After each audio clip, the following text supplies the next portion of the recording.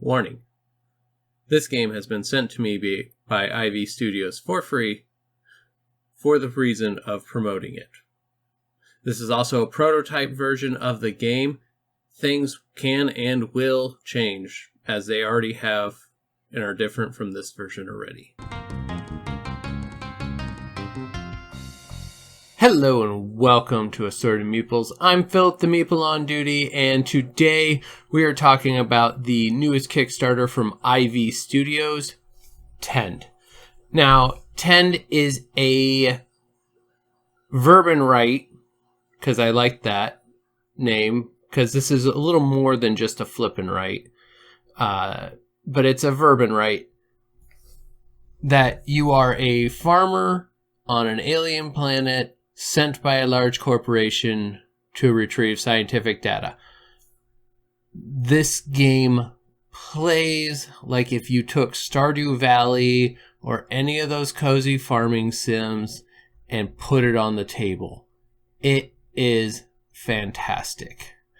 I have been playing to learn how to play the game, but also because I'm enjoying playing it solo. That's right, it plays 1 to, they say 6 plus, but really this is like most roll and write games or verb and write games, where as long as everybody can see what's going on, you can play with as many people as you have components for.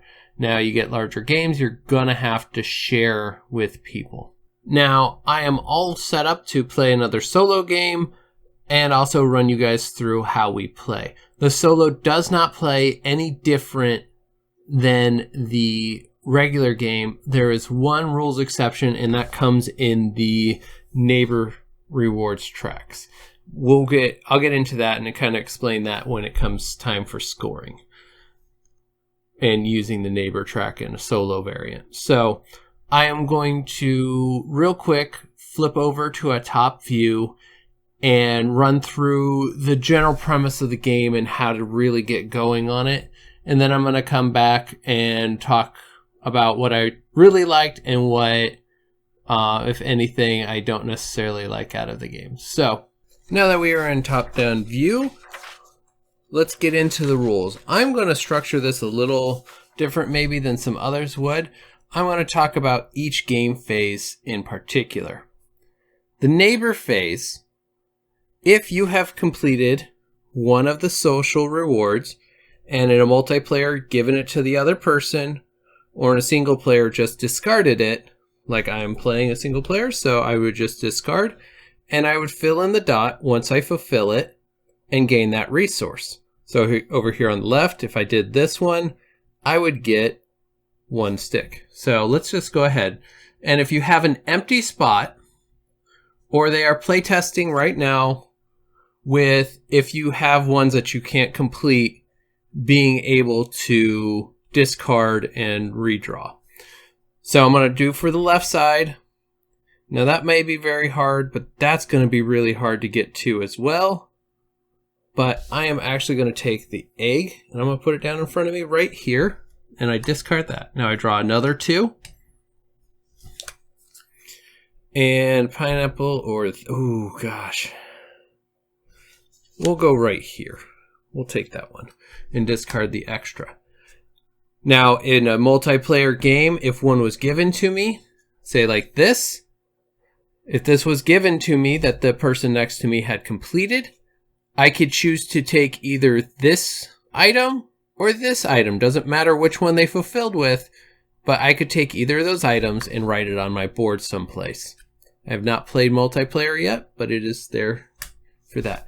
In a solo game, at the end of the game, you would get 3 points for each one you filled in. In a multiplayer game, you are going to count how many you filled in and how many the person next to you filled in. If you have more than they do, you get 3 points for each one extra that you filled in. So if I filled in 5 and they only filled in 4, I would get 3 points. The next thing you look at is the scoring round. In round 6, 10, and end of game, you're going to sit and score the season end objectives. So in this one, it's the most medals. If you finished out rows, you get a medal.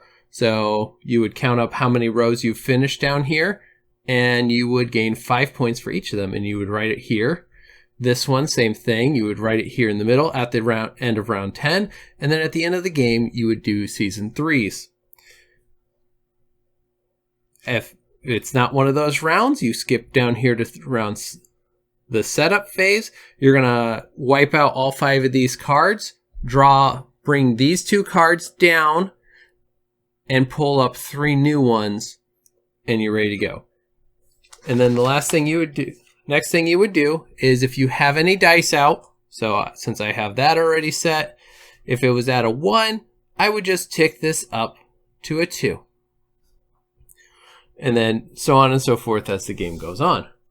Now you are ready for the biggest part of the game, which is the number 5, the task phase.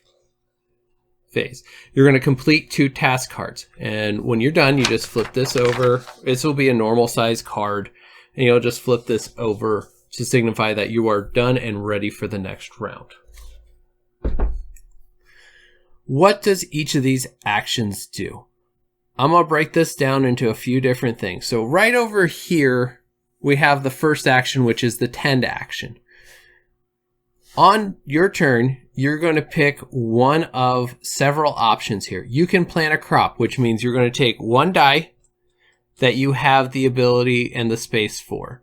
So the little dice take a 2x2 grid, the medium-sized dice take a 3x3 grid, and the big dice takes a 4x4 grid. When you put those out, you're going to put them with the value 1 face up and go. The animals, and then there is a special trellis. If you take 2 sticks and a coin, you can put out a trellis on a 4 grid. Then you can plant the blue one, which is worth just a little more. If we look over here at our commissary, it's worth the same, but it fills in a bigger space.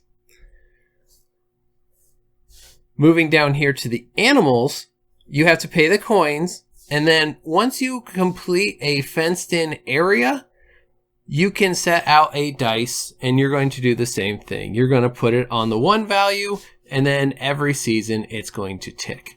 Now, if you have a bunch of dice out in different places, and they are all set out nicely like this, or you got them like this, say, you can choose to water. And when you water, you're going to tick up all adjacent, meaning they touch a side, up to the next one. And if you gain the white faces, you gain the fruit, which can either go in your cargo manifest or can be used, can be sold for coins, or can be given away as a neighbor reward. The other thing you can do with the tend action is you can draw in either in 4 fields. Now, at any point, if you take a resource, you can spend it and build the appropriate number of fences, or for a coin, you can plow 1 field if that's the way you want to go. It's not a very good use of a coin unless it's actually, there are cases where it's really good. That is the biggest thing right there. Now, fishing is very similar. We're going to be right here in the middle, and fishing, you are going to take the two dice, and you are going to roll them, and you are going to line up so the white one goes across the top and the black one goes down the bottom. You have 1 through 5, and then the 10 symbol is a wild, so that can be any number you want. So I'm going to line up line 2, and I'm going to pick this one, so that becomes a 2. Now, as you go, you can fill in like the broken bridge here with resources, and when you do that, you're going to open up river fishing.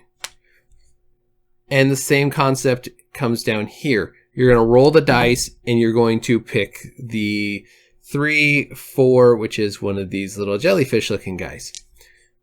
And you can either give them away as a gift to neighbors, you can put them in your cargo manifest, or you can sell them for gold. It's all on here so you can know what you're selling.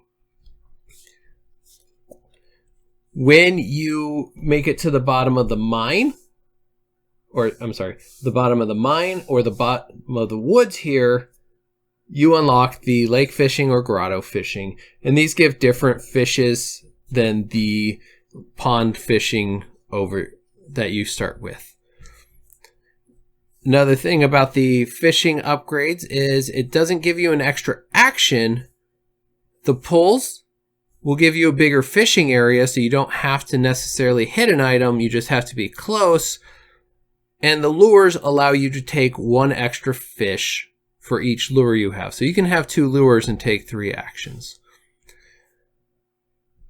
The chop action and the mine action are both going to come over here to this board, and this is a scratch off, so I'm just going to come over here where I'm not going to ruin anything because I'm going to play this in a second. And I'm going to scratch off, and whatever resource I get, or sometimes there's resources and sometimes there's extra actions.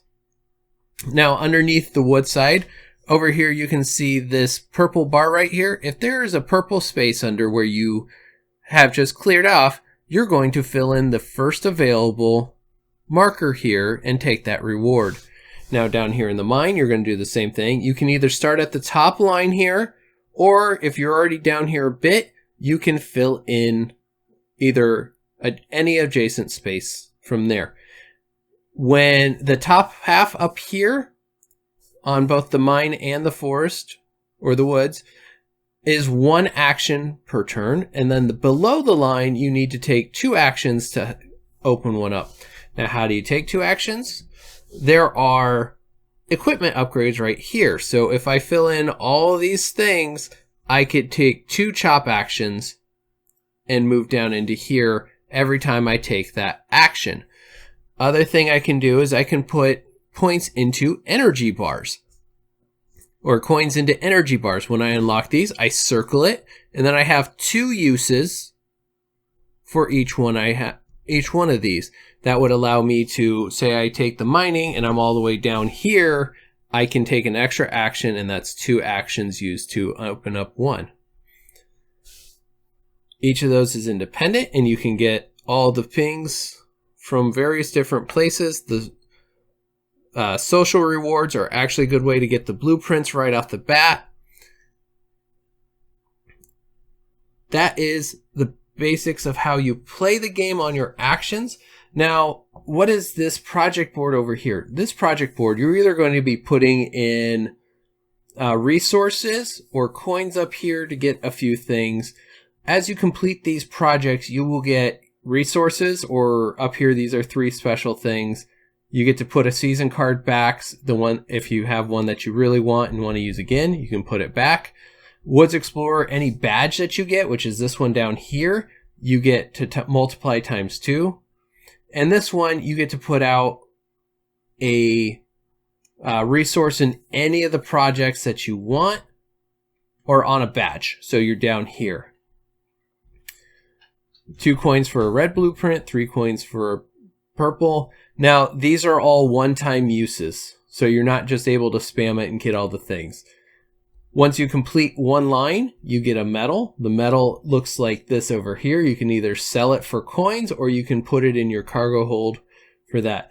If you get all the things filled in, you get points at the end of the game.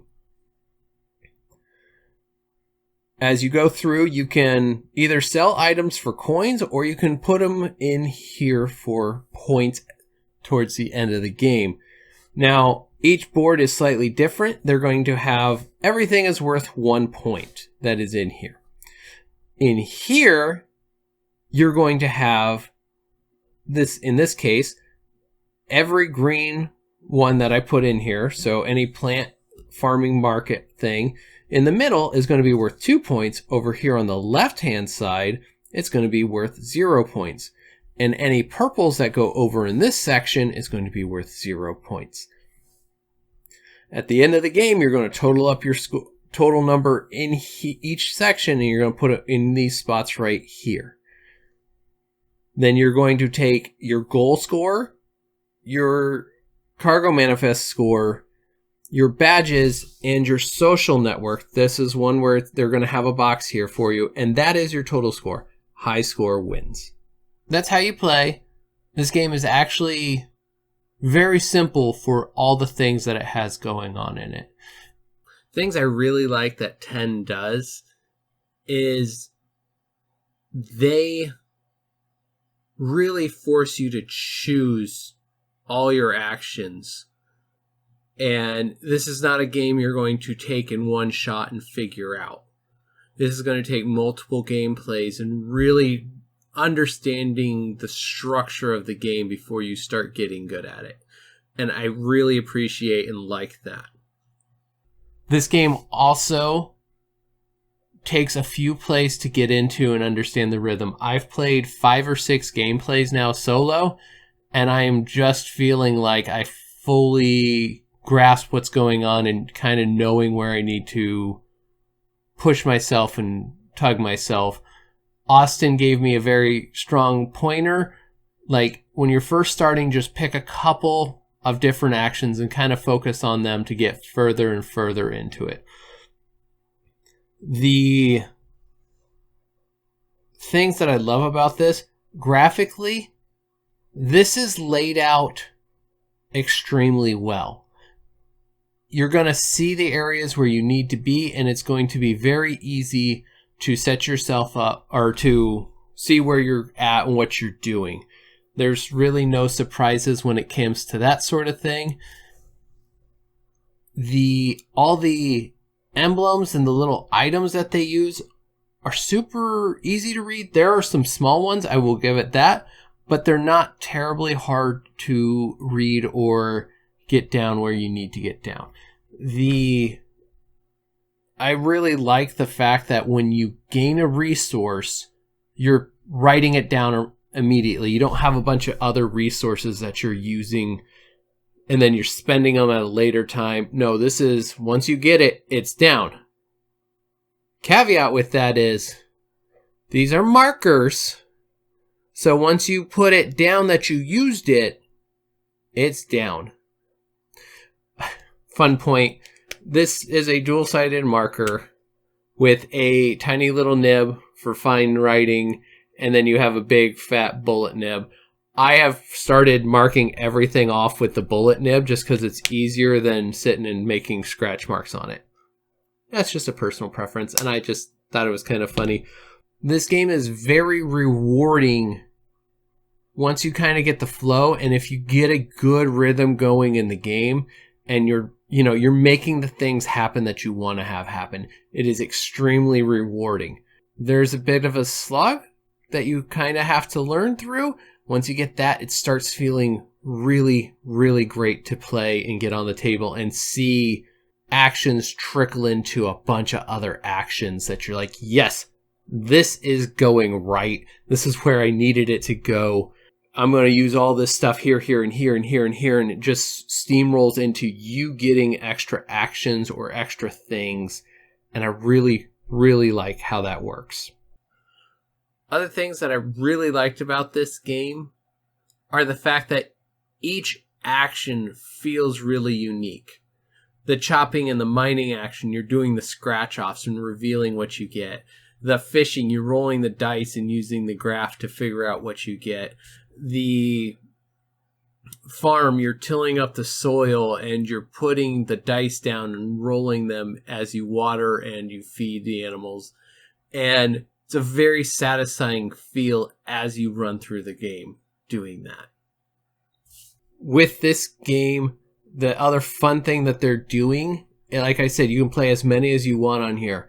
They are developing they're calling it party mode, and there's an app out now for the app is for the scratch off portions.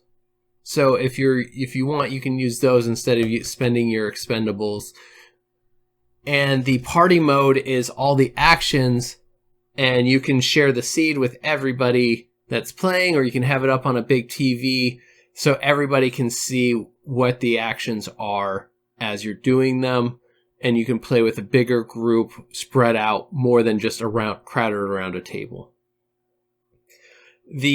All the paper bits are going to be, they're going to send out PDFs to people, or I don't know exactly how that works, but they're going to have PDFs of all the boards and the farm, so that way you can always get extras. They are going to sell extra restocks as well. They'll have these guys, the mines, as well as the papers for your farms that you need. They are setting up for a long haul of this game. As is, you are going to have more farm boards than you will probably ever play with, unless you're trying for the largest game of 10 ever, and then you may run out. But it'd be worth it, because that's a big game of 10, and that's a lot of people playing the same game, and that sounds like fun. That is all my thoughts on this one.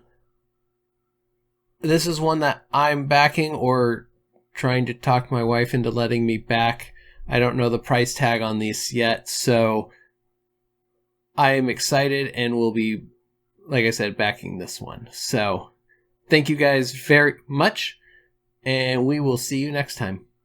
Bye. Little bit of bonus for those who made it to the credits. This game I snared a picture of at Gen Con when I was talking to Austin about possibly collabing and doing some content with them. And he started talking about it. I'm like, I would love a prototype. And he said, reach out to us and we'll try and get you one, because we got a lot of boxes. So I'm thankful that I got one of these to cover.